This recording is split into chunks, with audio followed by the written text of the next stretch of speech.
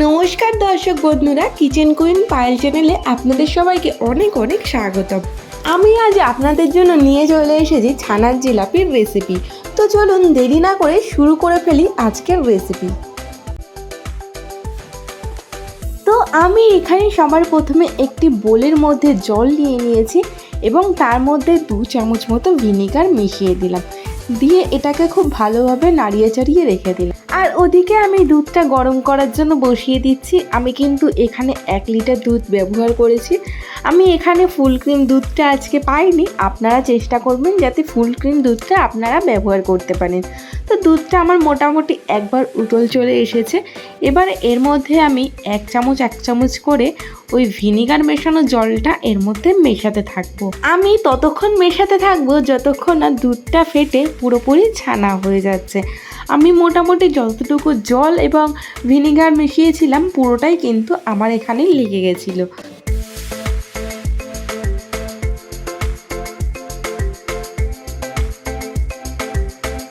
তো দেখুন এখানে কিন্তু আমাদের দুধ মোটামুটি ফাটতে শুরু করে দিয়েছে, ছানাগুলো কিন্তু ওপর থেকে ভেসে উঠেছে। যদিও দুধ এখনও পুরোপুরি কেটে যায়নি, তবে এতক্ষণে কিন্তু আমাদের দুধ পুরোপুরি কেটে ছানা হয়ে গেছে। এবারে আমি গ্যাসের ফ্লেমটাকে এখানে অফ করে নেব। এবারে আমি একটা পরিষ্কার কাপড় নিয়ে নিয়েছি, তার মধ্যে আমরা কিন্তু এই ছানাটাকে জল ঝরিয়ে নেব। এবারে আমি এই ছানাটা ধোয়ার জন্য কিন্তু একটুখানি গরম জল ব্যবহার করেছি। এটাকে খুব ভালোভাবে ধোয়া কিন্তু আমার হয়ে গেছে। এবারে এই কাপড়টাকে আমি একটুখানি গিঁট বেঁধে নেব। আপনারা যদি পারেন কোনো কিছুভাবে ঝুলিয়ে রাখতে তাহলে ঝুলিয়েই রাখবেন। তো আমি মোটামুটি 2 ঘন্টা এটাকে জল ঝরিয়ে নিয়েছি। আর এটাকে কিন্তু খুব চেপে চেপে জল বার করবেন না, তাহলে কিন্তু ছানাটা শক্ত হয়ে যাবে। তো আপনারা দেখে বুঝতেই পাচ্ছেন ছানাটা কিন্তু খুব ভালোভাবে জলও ঝরে গেছে, আর ওদিকে ছানাটাও কিন্তু খুব ভালো সফটও হয়েছে। এবারে ছানাটাকে আমি হাত দিয়ে আস্তে আস্তে ভেঙে নিচ্ছি। এবারে এখানে আমি আস্তে আস্তে অ্যাড করে দিচ্ছি 4 চামচ মতো ময়দা এবং অ্যাড করছি 2 চামচ মতো সুজি। এখানে কিন্তু আপনারা একটু পরিমাণটা বুঝে নেবেন, কারণ এখানে যদি ময়দা এবং সুজির পরিমাণ খুব বেশি দেয়া হয় সেক্ষেত্রে কিন্তু সমস্যা হতে পারে। এবারে এর মধ্যে আমি দিয়ে নিচ্ছি 2 চামচ মতো ঘি। এবারে এই সমস্ত উপকরণগুলোকে কিন্তু আমি একসাথে মাখিয়ে খুব ভালো একটি সফট ডো তৈরি করব। আর ছানাটা কিন্তু আমাদের এখানে খুব ভালোভাবে মেখে নিতে লাগবে, কারণ ছানা যদি খুব ভালোভাবে মাখা না হয় তাহলে কিন্তু ছানার জিলাপি নরম হবে না, উল্টে শক্ত হয়ে যাবে এবং ভেতরে কিন্তু কোনো রকম শিরা ঢুকবে না। তো আমরা কিন্তু ছানাটাকে এরকমভাবে হাতের সাহায্যে খুব ভালোভাবে মেখে নিচ্ছি। এটাকে আমাদের কিন্তু মোটামুটি 15 থেকে 20 মিনিট ধরে ছানাটাকে আমরা মেখে নেব। ছানা যত ভালো মাখা হবে ছানার জিলাপি কিন্তু খেতে ঠিক ততটাই সফট হবে।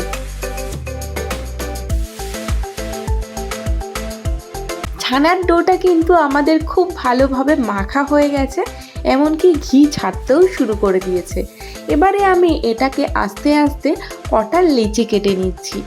তো আমি সবকটা মোটামুটি একই সাইজের লেচি রাখার চেষ্টা করেছি, একটু কম বেশি তো হয়েই যায়।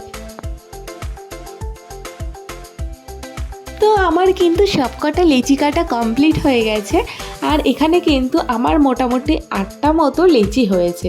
এবারে এটাকে আমি মোটামুটি সবার প্রথমে একটি গোল শেপ দিয়ে নিচ্ছি, এক এক করে সবকটাতেই দিয়ে নেব, যাতে পরে আমাদের জিলাপির শেপটা দিতে একটু সুবিধা হয়।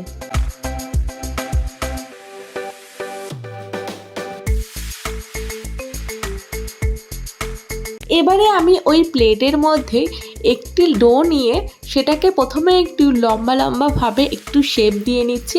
দেখুন হাতের সাহায্যেই কিন্তু এটা খুব ভালোভাবে শেপ দেওয়া যায়, এটার জন্য কিন্তু আমাদের আর অন্য কিছুর দরকার পড়ে না।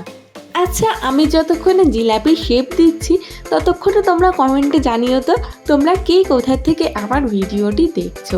আপনারা যদি কমেন্টে জানান তাহলে কিন্তু আমি আরও বেশি উৎসাহ পাবো। তো এবারে কিন্তু আমি মেন জিলাপির শেপটা দেওয়া শুরু করেছি। তো এভাবে একটুখানি পেঁচিয়ে নিয়ে একটুখানি গ্লাসটার মাথাটা জুড়ে দিলেই বেশ আমাদের জিলাপির শেপ কিন্তু রেডি। এভাবেই কিন্তু আমি আরও বাদবাকি জিলাপির শেপগুলো দিয়ে নিলাম। তো এখানে তো আমার মোটামুটি কাজ কমপ্লিট বলতে পারো হয়েই গেল। এবারে বাকি রয়ে গেল শুধু ভেজে মিষ্টি শিরায় ছাড়া, যার জন্য আমি এখানে সবার প্রথমে তেল গরম করে নিয়েছি। আমি এখানে একটু সাদা তেলের মধ্যে একটু ঘি দিয়ে নিয়েছি। এবারে এর মধ্যে কিন্তু আমি এক এক করে সমস্ত জিলাপিগুলো ছেড়ে দিচ্ছি। এই সময় কিন্তু আমি গ্যাসের ফ্লেমটাকে একদম লো টু মিডিয়ামে রেখে দিয়েছি। আর যতক্ষণে ওদিকে জিলাপিগুলো ভাজা হচ্ছে ততক্ষণে ভাবলাম না হয় মিষ্টি শিরাটা বানিয়ে নেওয়া যাক। তার জন্য আমি এখানে 2 কাপ চিনি দিয়েছি এবং সেই কাপ মেপে 1.5 কাপ মতো কিন্তু জল দিয়ে দিয়েছি। আমি কিন্তু এখানে কোনো মেজারিং কাপ মেপে জিনিসপত্র দিইনি। আমার বাড়িতে যেই নর্মাল কাপ ছিল আমি সেই কাপ মেপেই দিয়েছি। আপনারাও সেই হিসাবে দেবেন, দেখবেন একদম পারফেক্ট হবে। তো এদিকে কিন্তু আমাদের জিলাপিগুলো আস্তে আস্তে এক পাশ কিন্তু লাল হওয়া শুরু হয়ে গেছে। এবারে খুব আলতো হাতে আমরা কিন্তু জিলাপিগুলোকে একটু উল্টে পাল্টে নেব এবং যেহেতু গ্যাসের ফ্লেমটা একদম লো টু মিডিয়ামে রাখা, ওই কারণে কিন্তু গ্যাসের তাপটা ওই এক জায়গাতেই পড়ছে। সেই কারণে আমি একটুখানি জিলাপিগুলোর জায়গাও একটু অদল বদল করে দেব, যাতে অন্যান্য জিলাপিগুলো একটু তাপ ভালোভাবে পেয়ে যায়। আবার খুব বেশি বাড়িয়ে দিলে কিন্তু জিলাপিগুলো ভেতর থেকে কাঁচা রয়ে যাবে, ওপর থেকে পুড়ে উঠবে। আর এদিকে যখন মিষ্টির শিরাটা ফুটে উঠেছে তার মধ্যে আমি 4টে এলাচ একটু ফাটিয়ে দিয়ে নিলাম। আপনারা চাইলে এখানে কিন্তু একটু কেশরও অ্যাড করতে পারেন, সেক্ষেত্রে স্মেলটা খুব সুন্দর আসে। এদিকে কিন্তু আমাদের জিলাপিগুলো সব কটা খুব ভালোভাবে ভাজা কমপ্লিট হয়ে গেছে। তার জন্য আমি কিন্তু জিলাপিগুলো সোজা কড়াই থেকে তুলে সোজা ফুটন্ত শিরার কড়াইয়ের মধ্যে এক এক করে সমস্ত জিলাপিগুলো দিয়ে নিচ্ছি।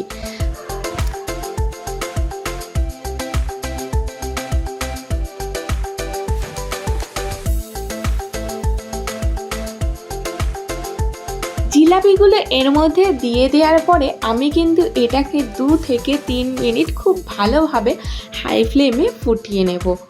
প্রিয় দর্শক বন্ধুরা, ভিডিওটি যদি আপনাদের ভালো লেগে থাকে তাহলে কিন্তু ভিডিওটি একটু লাইক, কমেন্ট, শেয়ার করে দেবেন এবং চ্যানেলটি যদি সাবস্ক্রাইব না করে থাকে তাহলে কিন্তু চ্যানেলটি অবশ্যই একটু সাবস্ক্রাইব করে পাশে থাকা বেল আইকনটি ক্লিক করে দেবেন, যাতে আমি আরও যা যা নতুন রেসিপি ছাড়বো তার নোটিফিকেশন আপনাদের কাছে পৌঁছে যায়। এবারে কিন্তু গ্যাসটাকে অফ করে আমি এটাকে ঢাকনা চাপা দিয়ে 2 থেকে 3 ঘন্টার জন্য ছেড়ে দেব। এবারে কিন্তু দেখুন রেডি হয়ে গেল আমাদের ছানার জিলাপি। দোকানের থেকেও কিন্তু বেশি স্বাদ মনে হবে যদি এমনভাবে বাড়িতে বানান। আমি আপনাদেরকে একটি জিলাপি কিন্তু কেটেও দেখাচ্ছি, কত সুন্দর ভেতর অবধি কিন্তু রস ঢুকেছে এবং জিলাপিটি সফট হয়েছে। তো চলুন আজকে ভিডিওটি তাহলে এই অবধি, দেখা হচ্ছে নেক্সট কোনো রেসিপিতে।